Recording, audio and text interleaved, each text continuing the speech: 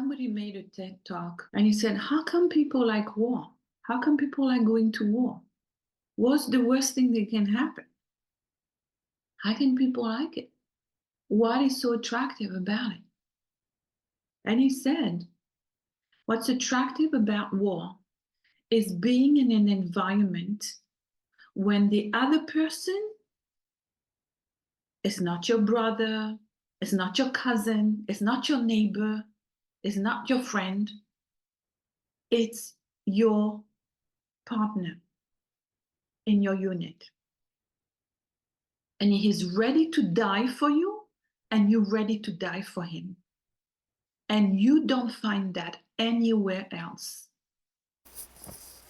In the midst of the most dangerous environment, brotherhood brings the soldiers a sense of emotional and visceral safety they do not find even in time of peace. This is amazing. What is so important to understand is that the soldiers are not missing the killing and the fighting. They are missing the brotherhood, the unity, the camaraderie, and the bond that unite all the soldiers together. That's what they're missing. And they will find that in the darkest place, there is one saving grace. My brother is next to me, ready to die for me, and I'm ready to die for him. And all the big questions can be put on the rear if I know we have a relationship like that. The sheer experience of loneliness for a while is broken because my partner is there for me and me for him. And more than blood relationship, this is what keeps us sane in a dark hell. What is it that keeps me out of despair? That's the knowledge of that deep bond between my partner and I. And once a soldier experiences that bond, he gets addicted to it. And if he doesn't have it, he craves it. Because it sustained him in the darkest battle. And if soldiers don't have that, they only have one idea, is to go back to it.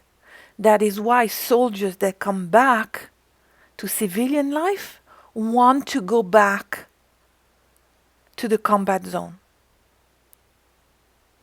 They want to be deployed again. They want to go back to their unit. They want to go back where, amidst all the dangers, it felt good because my brother and I were together. That amazing feeling of unity, it bypasses all the suffering, all the discomfort, all the noise, all the fear. It just takes over everything. It encompasses me and it protects me and it surrounds me and it feels good. This is what people are missing. In the army, just as with a SEAL, these people, when they're physically exhausted, some way, somehow, they're able to dig deep down inside themselves to find the energy to help the person next to them. Service, giving to another, having their back, is what makes the best team in the world. Not their strength, not their intelligence, it's their willingness to be there for each other. And when people come out of the front and they do not find this, they find the opposite. It is very depressing to come back to that kind of a world, and they want to go back to the front.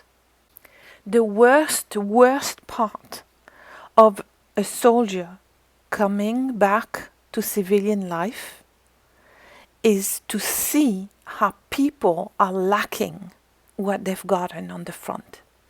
They see the unity is missing. They see the brotherhood is missing. Because on the front line, even if your partner has different political outlook, you can still hug each other. You can still talk calmly to each other because you're there for each other. And so there is communication, there is unity. And when soldiers come back and they hear all the different factions fighting each other, all the political analysis, all the complicated things, all the negativity, it is the worst thing that they come back to. This is really as if all what they gave their life for is being cancelled. They do not understand how people can be so divided when they're just coming back from that unity and that sense of purpose of being together for a common goal. They do not recognize reality when they come back to civilian life. And that's why they'd rather be on the front. However dangerous that is, they'd rather feel bonding with each other and united than having comfort and all this fighting going on between each other, between brothers. They cannot stand it. This is so important to understand, that people who've been at war, they go into an environment where it's the greatest thing they can find, being with other people that they don't know, but they are so strongly connected. That connection, they're ready to die for you, you cannot find anywhere else. Besides, I would say family relations sometimes, this is something that people do not find in civilian life.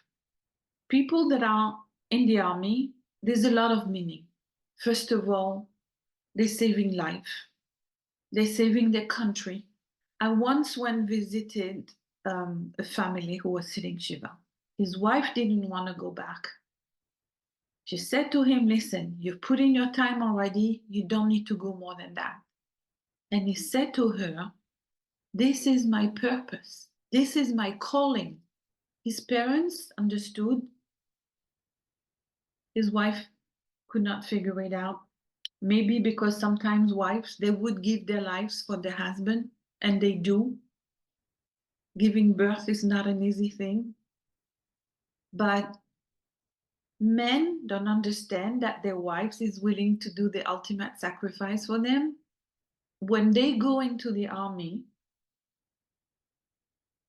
they find it. They find that connection.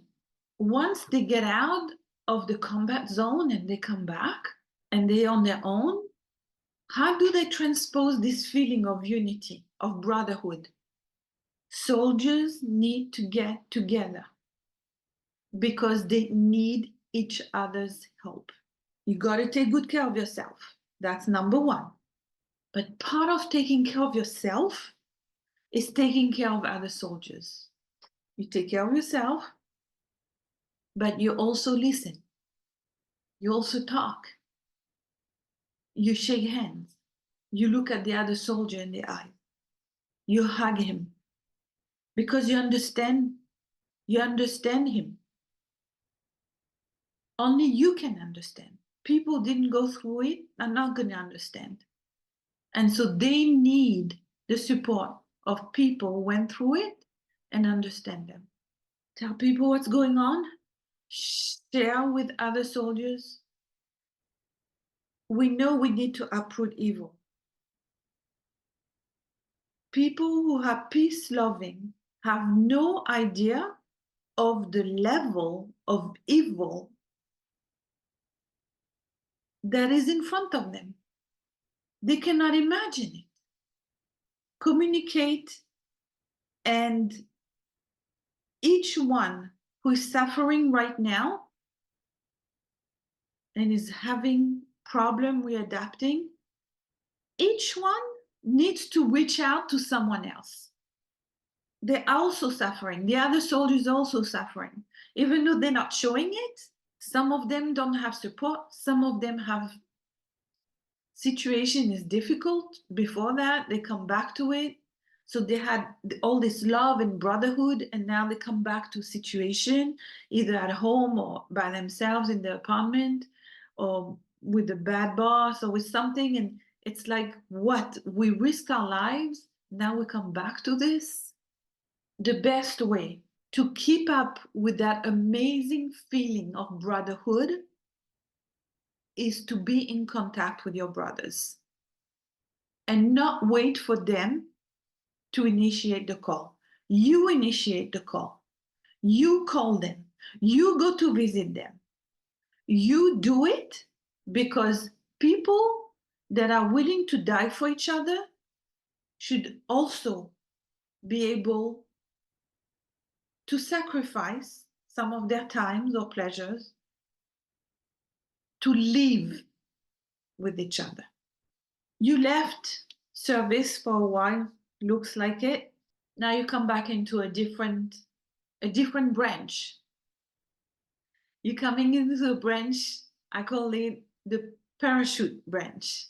What you need to do is bring things down and send it down from the sky, from all the goodness, and then pile it up onto your brothers and show them that you care, give them courage, give them support, calling the people that lost someone, being in touch with them. At the beginning, there's Shiva, everybody calls, and then people forget about them and they have a hard time.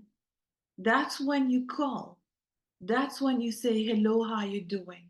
It's just as simple as that. And if you can help someone else, please share it.